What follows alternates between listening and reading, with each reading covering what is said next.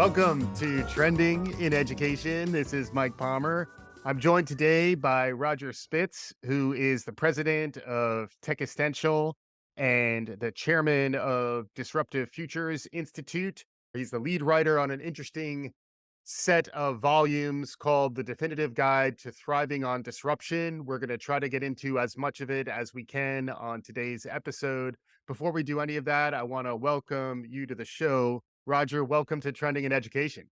Amazing. Thanks so much, Mike. There's no more important topic that one can cover than education. So really an honor, and I see it as a very important work you're doing.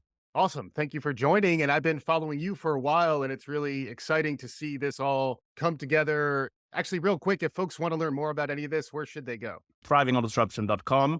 And volume 1 is available very shortly on Amazon and ebooks and Apple Books and everywhere pretty much where books are sold. Yeah, awesome. And like I said, it does all fit together. There are 4 volumes. They are on their way out. We'll get into that in a bit. To begin, we always like to get our guests' origin stories. What got you to this point in your professional life? You have an interesting tale to tell. We'd love to hear it in your own words. No, that's cool, Mike. So thanks for that. I think there are almost 2 distinct phases to my journey, which is carrying on. There's no destination yet, so it's an ongoing journey. But there are 2 distinct phases, I guess, to my being where I am today. One is quite a long career in investment banking. For 20 years, I was an investment banker. I was global head of mergers and acquisitions, covering the technology sector. So advising on M&A, strategic investments, venture capital fundraisings, either the shareholders, boards, investors, companies. And that was interesting. I mean, you meet a lot of interesting people. You're constantly thinking about the future and strategy. You're working what seemed to be all the important things. And that was great for some time. At some point, I got the feeling that the things that were keeping my clients up at night, the topics that were interesting me, were no longer the sort of cookie cutter playbooks around M&A or strategy or anything. Mm-hmm. You can see a world where entire industries were reshaped overnight, where drivers of disruption were quite fundamental, and where the challenge was becoming how to think about this unpredictable world, how to realize that the world is actually unpredictable, and how to connect the dots.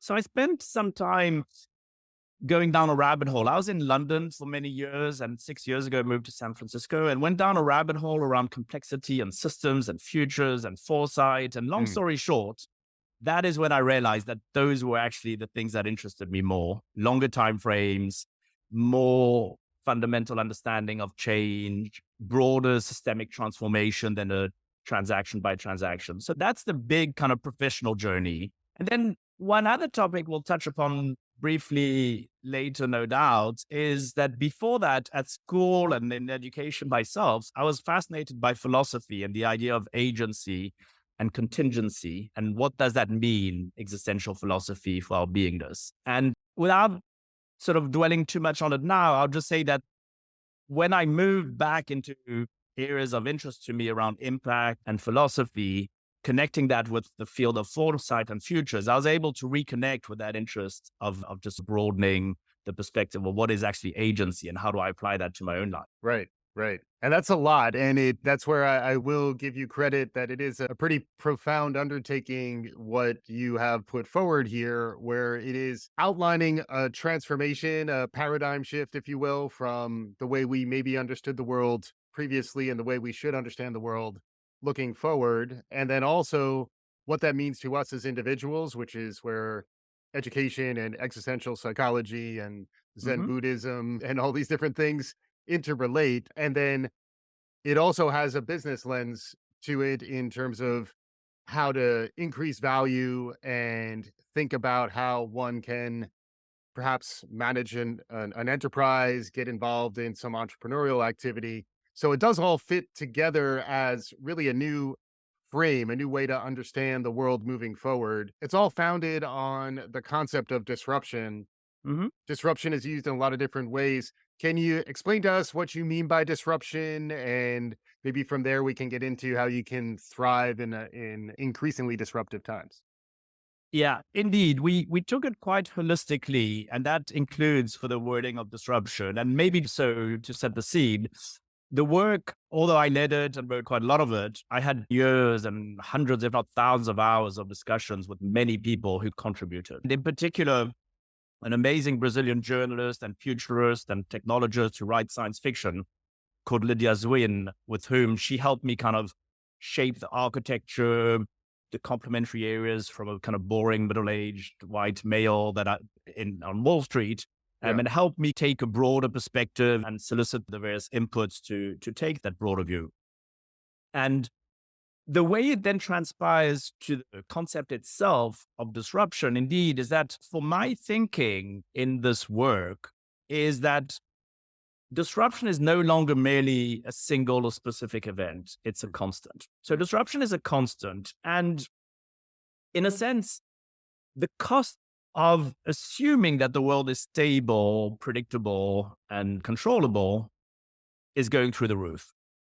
Not just in terms of the actual cost of risks, but in terms of also the missed opportunities. Mm.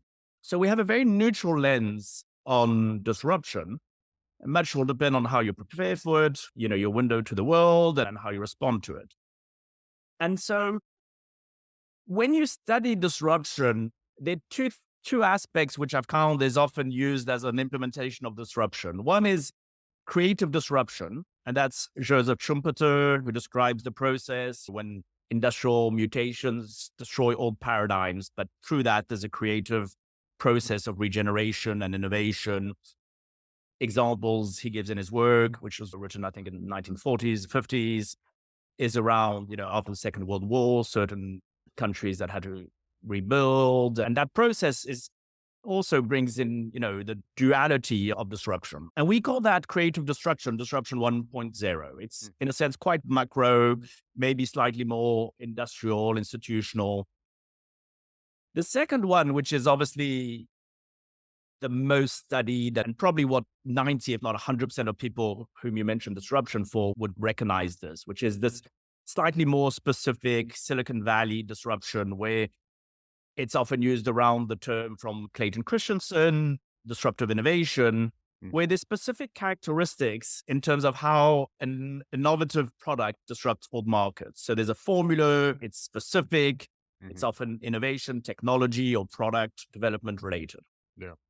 And when we look at those two definitions, I think for the past few decades, they resonate. It makes sense. They describe a lot of the types of disruption, I guess. We describe systemic disruption as disruption 3.0, as an era where disruption is simply omnipresent. In other words, it's a constant.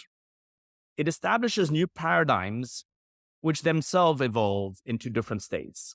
So it's interconnected. They're large scale, multi-dimensional, multiple drivers of change, and they collide. They have their own complexities, paradoxes, pluralisms, and they bring fundamental change in a way which is not isolated or discrete, which you can't just replicate or have a playbook as to how to react for a given disruption or how to drive a given disruption. And so that systemic disruption has multiple implications in terms of how to frame the world and how to stay relevant and how to become relevant. And again, to your point, whether you're an individual, whether it's a business, whatever it might be. Yeah, absolutely. And then the related point, we've talked on this show about VUCA, and BINA is the other acronym that I've seen out there talking Mm-hmm. about volatility, fragility, or anti-fragility.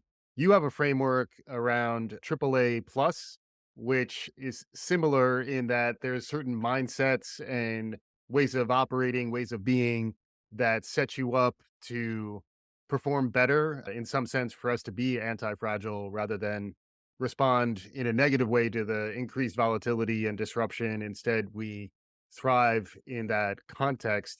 Can you describe that and the framing that you had? Because I did find that to be a useful construct. Thanks for that. And you're right, there's no shortage of either acronyms or frameworks or ways of describing either the environment or how one should proceed in the context of those environments. So for us, what are the implications of systemic disruption is that you can't just take advice from experts or from consultants as you might have been able to and just follow that playbook in the past. Don't get me wrong. It's not an anti-science. It's not anti-expert. It's not any of that. And you're in education. I think you think about those things all day long. It's really just a question of, in our complex world versus complicated, where it is nonlinearity, Mhm. where there's Mhm. unpredictability, where cause and effect can only be established ex post, where it's emergent. Those features of complexity mean that you can't just rely on there being a right answer ex ante, Mhm. or relying on experts. So it really comes down to the distinction which people like Dave Snowden and with the Kinnavan framework make between complex and complicated. And so in that complex world, we believe you can't just take advice and rely only on the advice. You can take advice, and much is very useful, but you can't rely on it to solve every problem. Not everything is as simple, quote unquote, as fixing an airplane or sending a probe to Mars. Right. So we actually derived, and I know this is very annoying for the acronym police because there are too many acronyms in the world and it's inappropriate to actually create more. But we felt there were gaps in some of the terms used to describe the environment, such as VUCA or tuna or BANI or what have you. And we label our perspective on our environment as a result of systemic disruption as unwise. Advice being it's the opposite of advice. You need to think on your feet. You need to find a mindset and tools to figure things out in an emergent way because you can't just rely on advice. And Mhm. advice is simply UN is for the unknown. So it's in a sense the ambiguous or the uncertainty from VUCA, unknown. The V is volatile. I is intersecting because we believe that it's the collision and the intersection of many different, often seemingly unrelated fields or themes or topics which create disruption. Again, neutral can be positive or discoveries, it can be challenges or knock-on effects and spillovers when things get messy. Mhm. So the I is the intersection, C is complex, and E is exponential. We're Mm. not necessarily pushing the kind of Silicon Valley technology exponential wonders and that. We're just simply acknowledging that, unlike VUCA, for instance, we have to integrate the trajectory, velocity, and speed of change. Mhm. And VUCA describes an environment was created half a century ago, which maybe things were less hyperconnected and moving fast. So in that environment, which is unwise for systemic disruption, what we consider is that you basically indeed need a kind of frame which is itself not specific. So instead of just looking at futures of foresight or just looking at one particular aspect, philosophy or what have you, we have our own framework which draws on what we think is relevant from other clever people, practices, things that have been tried and tested for decades, if not millennium. Mm. But we put them together as what we call a being AAA framework. And that comprises different elements. The first one is around anti-fragile, anticipatory, and agility. Mhm. You often have this debate between professionals or futurists or academics as to whether the world is just emergent and only the present exists and you shouldn't be thinking long-term future Right. or what have you. We don't take a dogmatic view. We just think from a practical perspective, you need all of these three features. Mm. Anti-fragility is laying the foundations, which strengthen even if you have shocks. There's certain features, and we can talk about them, and it's Nassim Taleb in Anti-Fragile, who really brings home that more than adapting and being resilient when things happen, change creates opportunity, and trial and error, randomness, getting upsides from that is very much something you can integrate with the right foundations. You're Mm. acknowledging that we're in a complex environment. We're acknowledging that there are many interdependencies and many of the things of our complex world. Those anti-fragile foundations, it's not even something you do day to day necessarily as such. It's like the foundations of a house. There's certain decisions you've made or investments you've made or DNA or way of thinking that is going to make you anti-fragile almost irrespective of what happens. Right.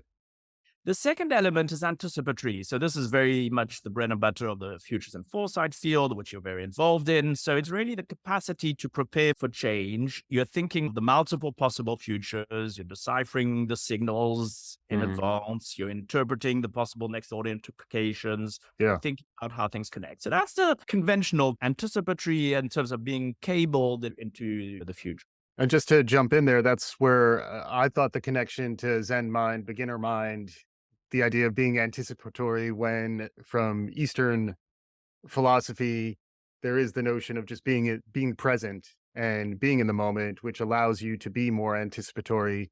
You do also touch on unlearning. It's really a great survey. I would recommend folks to, the bibliography alone was quite useful where you are drawing from a really broad cross section of volumes to get to something that I do think is cohesive. And I also think when there's a risk of things getting a little dry, there are elements of either storytelling or popular culture or surprising connections to a broader canon of knowledge that for me kept me focused and getting back to your point, kept me at that more anticipatory mindset. Yeah, we tried our best, and that's where Lydia and the many other contributors supported me coming back from a more strategic Yeah. kind of background to have that kind of support. And you're right, there's a strong link in terms of the framework with Zen Buddhism and Eastern philosophy. And that's through, in a way, the agility, the third pillar. So you have Mm, anti-fragile, anticipatory, and agility.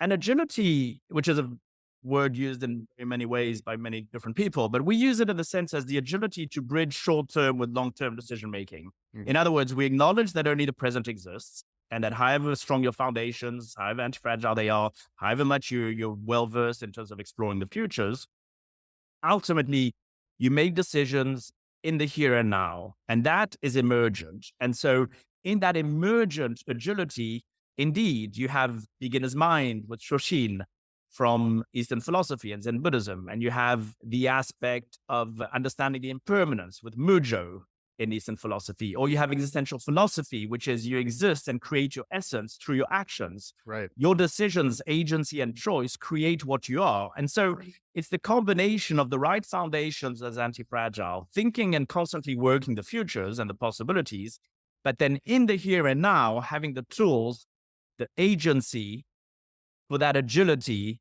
because that's emergent. Yeah, absolutely. And it does make sense. And I was going to go to the existential philosophy angle next and this concept of agency, where to me, that is the silver lining to a certain extent for folks who are freaked out, for lack of a better word, by constant disruption.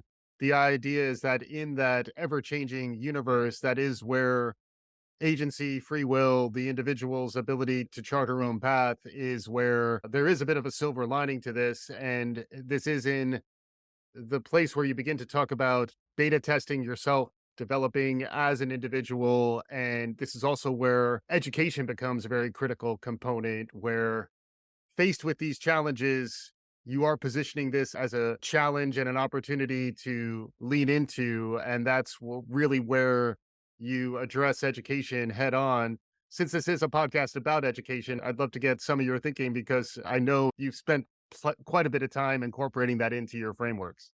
Yeah, it's a very big challenge I set myself to not just go for something formulaic in terms of, oh, let's make it neutral or positive, this disruption thing. And on one hand, I wanted to move away from the very narrow and specific and naive to a degree definition of disruption, Mhm. as in you have in Silicon Valley or with technology. Yeah. On the other hand, I admire some well known futurists who are kind of everything is amazing and abundant and the miracles of technology will save the world and that. Right. But at the same time, I did want to kind of acknowledge the neutrality, the positive, the negative, and the risk and the agency you have on this. So where does existential philosophy come into it?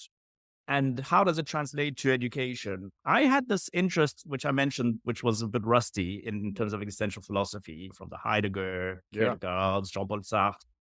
And I met a few years back Rowley in Finland, who had done a PhD in some of these metaphysical and philosophical questions. And I basically engaged a discussion with him to structure our thinking and framework around what that looked like. And to cut to the chase, because I could spend hours on it, and we have written a lot that's published on these specific topics, an existential framework to decision making and uncertainty. Yes. The crux of it is very simple. It's to say that if you had a life where things were predetermined, where you had no choice, where things were linear, stable, and predictable, basically the implication of that from a kind of philosophical perspective is that you have no freedom, agency, and choice. Everything is predetermined. Conversely, the fact that there's disruption and constant change, it simply means that, to use Sartre's analogies, you exist, you come into the world, and then you create your essence. And that's also a feature of antifragility. You're beta testing, you're trial and error, you make mistakes, you learn from the mistakes, you're doing a number of things all the time. And that is basically what we call the agility and the creating a beingness. And it's fortunate that there's disruption, as in discontinuity, something that's discontinuous, as nonlinear change, because that allows you to have a blank page and to create whatever you have the agency for. And so that idea of agency and existential philosophy works throughout. When it then goes to education, you can see how, it's associated with reframing what success is, valuing failure, valuing imagination, problem solving, critical thinking, learning, unlearning, relearning, everyone being a teacher and an educator, the importance of systems and futures thinking, integrating topics holistically rather than only relying on experts. So the read across of an existential philosophy for disruption permeates to education, to how we think about life, to how we run a business. And, we're not just trying to kind of put a marketing spin on it. We genuinely feel that unless you realize what disruption means and have the agency and realize that it's thanks to that you have freedom and choice, it's a very important thing. I mean, it's really the opposite of that, and not wanting disruption is almost like advocating for a predictable world where you have no agency. Yeah, yeah. And it's really interesting to me how that then connects to artificial intelligence and the idea of things that are complicated can be solved by automation, artificial intelligence, etc. Things that are complex, infinite games, the way in which humans can engage in the complexity that you're describing is by reframing and asserting their humanity. You're someone who thinks of the future a lot, and you also think about the role of technology and artificial intelligence. These are themes that we talk about a lot on this show, particularly how it relates to the future of work and how we think about education. You have a lot of interesting and, dare I say, provocative thoughts around the current state of education and what it was designed to do, what it's doing arguably not well, and what it could do better. I'd love to hear a little more of that in your own words, because I think you have some really interesting perspective to shed on what we're currently delivering in our educational systems and what you might recommend as improvements. Yeah. So this is where your role and what you do day to day is so important. We touch on education as a major theme, and for many reasons we believe important. We're going to touch upon some now, but this is where education, there cannot be a more important aspect. And there are two reasons in my, humble opinion. The first one is simply, in terms of the importance of education, is simply if you take our complex world and our complex systemic world, and if you take Donella Meadows, the levers for change, the most important and strongest lever for change in our complex systemic worlds is education and mindsets, our worldviews. So it starts there. If you want to make change to the things that we don't feel work in the world, in terms of governance, in terms of incentive structures, in terms of many things, it really starts and boils down to changing education as the strongest lever for change. The second point is indeed the link with AI. We make the following, which is basically a warning shot to humanity. Today, complicated, where cause and effect is understood, etc., AI is quite good. And humans are quite good too. And we know for many areas with wonderful initiatives, how to use technology with human capabilities, drug discovery and AI, and some of the wonders of technology and humanity and our expertise and science and everything. Now, coming back to the distinction with our complex world, today AI is not as good with nonlinearity when cause and effect can't be established ex ante and everything, you know. However, with machine learning, let's not underestimate how much AI is evolving. Mhm. So coming back to humanity, my question is not so much what is AI doing or will we reach singularity or how many jobs will be displaced. Figures which no one has a clue, really. Anybody speculating on that, just really no one has a clue. The real question, we do have a control over this, and this is really the most fundamental aspect they can be, is what is humanity doing to upgrade their capabilities to be able to be more fluent and conversant and to stay relevant in our complex world? Yeah. And therefore, that is where humans should be legitimate. Now, the challenge is that if you look at leadership teams, if you look at governance, if you look at the educational systems, they don't really necessarily focus on those features which allow you to make sense and respond well to complexity. And so our thesis is really that you need to change the educational system so that then the other changes in our complex world will take place. And that means to a degree, it's the elements of antifragility, right? It's if you look at the language of antifragility, you could apply it to what educational systems should be. You need to deal with uncertainty. You need to think about the entire system and not work just on discrete, isolated special cases. You Mhm. need critical thinking, a heuristic DNA. It needs to be more emergent. You need trial and error. You need to reframe failure. You need accountability. You need to be agile, to tinker. So it's those elements of developing optionality, of trial and error versus a more rigid, fragile, knowledge driven question, you know? And you can look at different systems, Israel or others, where the prize is not to answer very well a question to which there's a known answer. The Mhm. prize is to discover that something we thought impossible is possible. Yeah. Yeah, I saw the distinction between efficacy and efficiency, where can you actually achieve a meaningful outcome? I did want to get to the Israel example because I think it's a really interesting one. And also, when you did talk about Israel as a case study, you did describe their humor. It is another place where you do talk about the importance of fun and playfulness and other elements of discovery. I know that wasn't the exclusive lesson in the Israel example, but I did find that to be a really interesting one where education at times loses its energy, its playfulness. I have a 3-year-old son, and I do in many ways aspire to the level of curiosity and playfulness with which he's engaging his curriculum.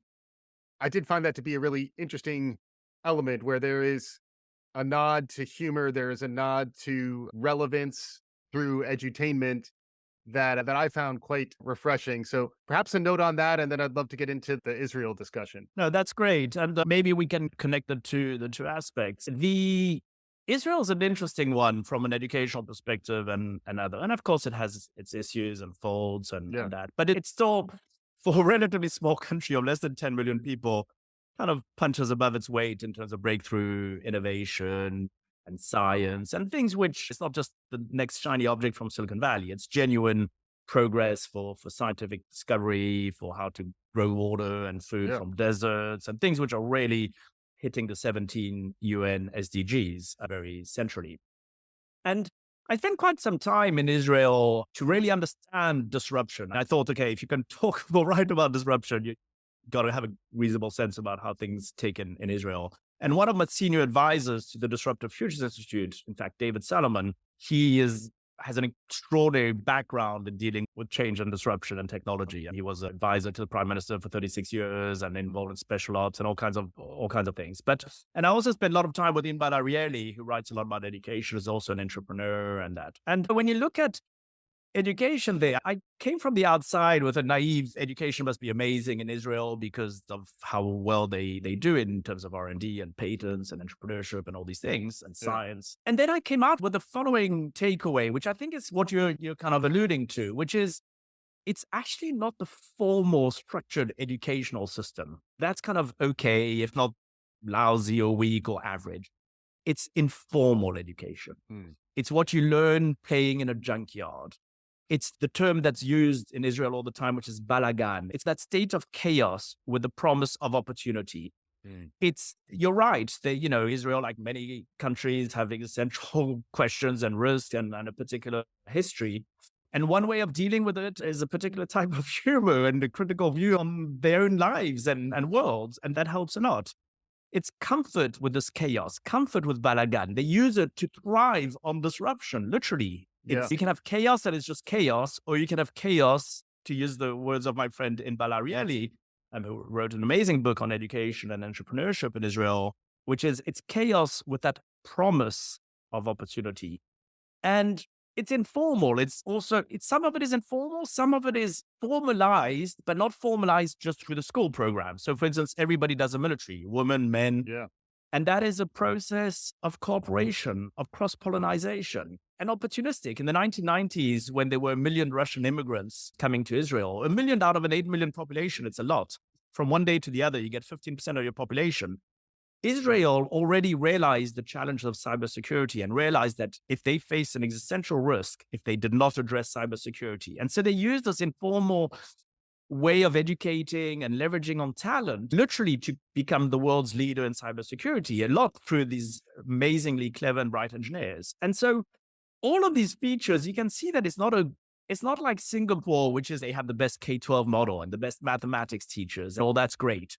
It's a small, emergent, agile, unwise type Mm. of informal education, which is not the prescribed advice or playbook kind of education. And that's the contrast between a Singapore and an Israel, for Mm. instance. Mm. Yeah. Really interesting. And I would encourage folks to track down a lot of what Roger is talking about because it does certainly get the wheels turning. And this content will continue to be coming out through Roger and through his organization.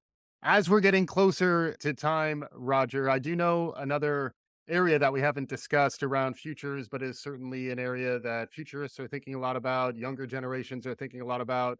It's a place where a lot of disruption is happening, is around the environment.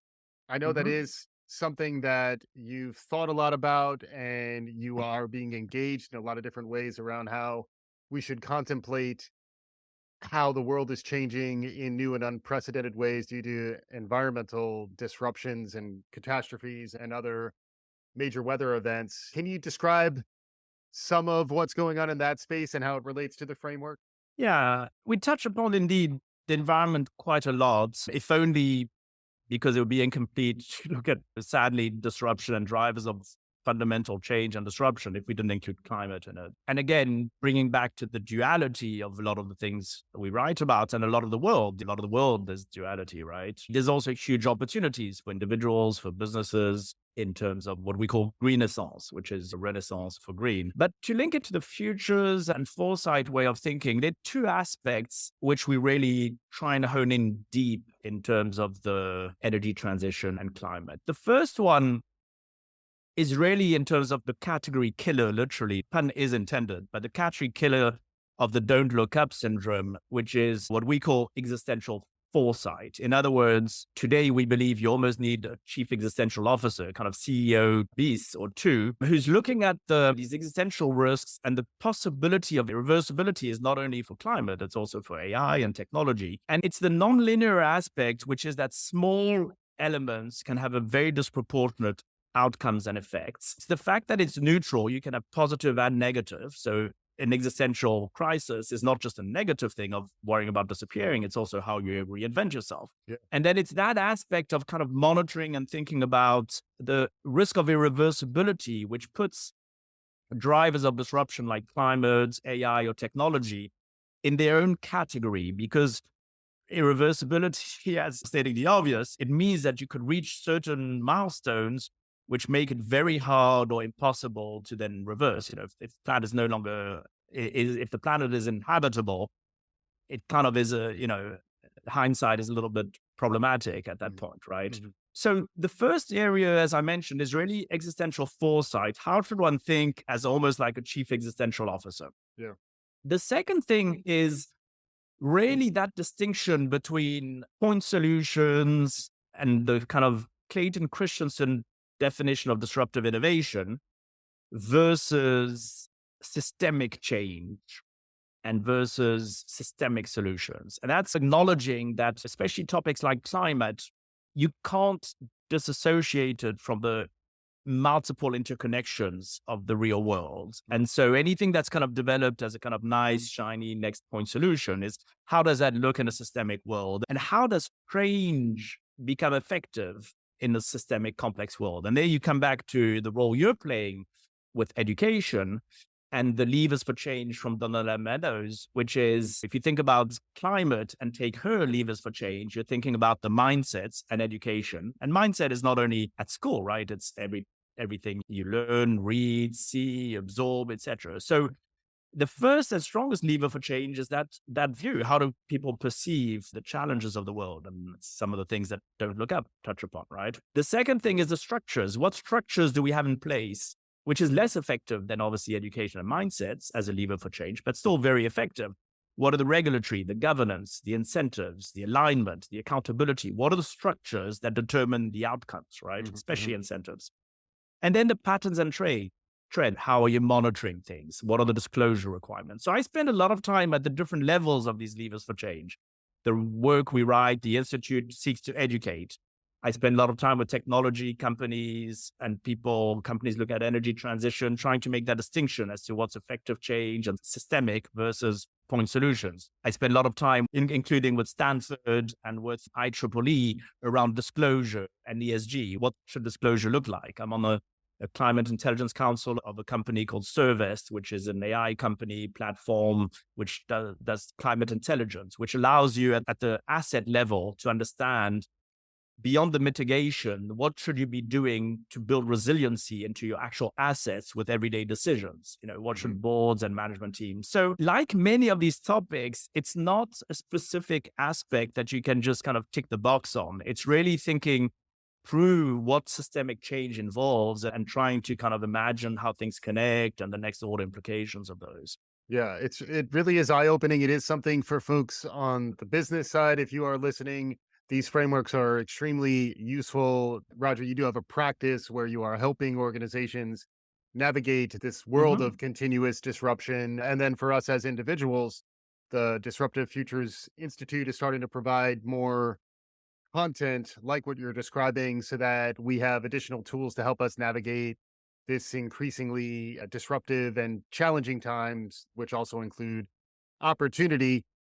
Before we get your concluding thoughts, Roger, as someone who's got range and is spanning the globe, trying to understand what's happening, what's emerging, is there anything new and emergent that is on your radar that we haven't talked about so far that you think our listeners might benefit from hearing about?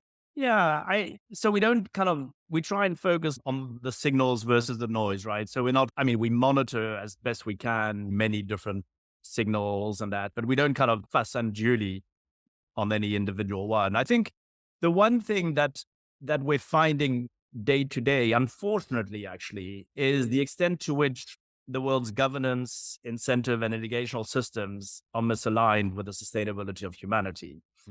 And so while it seems like a kind of negative or distressing observation, it also really is important that we acknowledge that, because it's only by acknowledging that, in the same way as acknowledging where humanity is, to rewire education and to make it more effective and all the work you're doing, Mike, on the education front. It's only by acknowledging the extent to which we need to make those changes that then we can. But you see it every day, whatever aspect you look at it, whereby we're still kind of relying on assumptions, relying on a predictable, stable, and controllable world. And the cost of relying on those assumptions is really increasing. And so if you ask me for anything new or noteworthy, I would say start observing the extent to which that is the case and start thinking about the extent to which we have agency to maybe have it otherwise. Yeah, yeah, absolutely. And there is a lot of psychology in addition to philosophy integrated throughout the work, a lot of nods to behavioral economics and the work of Daniel Kahneman, among hmm others, which is another part of this emerging zeitgeist that I definitely think you tapped into in some really wonderful ways. Roger Spitz is the president of Existential and the chairman of Disruptive Futures Institute. The guidebooks that are on their way are the definitive guide to thriving on disruption.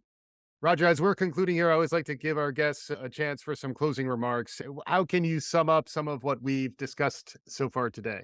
Two elements for sort of key takeaways or wrap up or what have you. I think one is, and we've used this term many times, so you and your audience will have to forgive me for using it again. But really, as a wrap up, it's really agency. Agency, it means you appreciate uncertainty, but you also realize that it is, paradoxically, thanks to uncertainty, that you actually have freedom, agency, and choice. Hmm. The futures are open, they're wide open. You have a role through agency in defining those futures. Yes, it's indeterminate. Yes, it's unknowable, but that's precisely gives you kind of that blank page to invent and that. So I can't emphasize that enough. Lacking that appreciation of agency and the role we have in the world and the possibilities and the fact that change is not necessarily a negative is a limitation, which is unfortunate. The second element to wrap is really just understanding how one is impacted by disruption. So I think the three elements for me that impact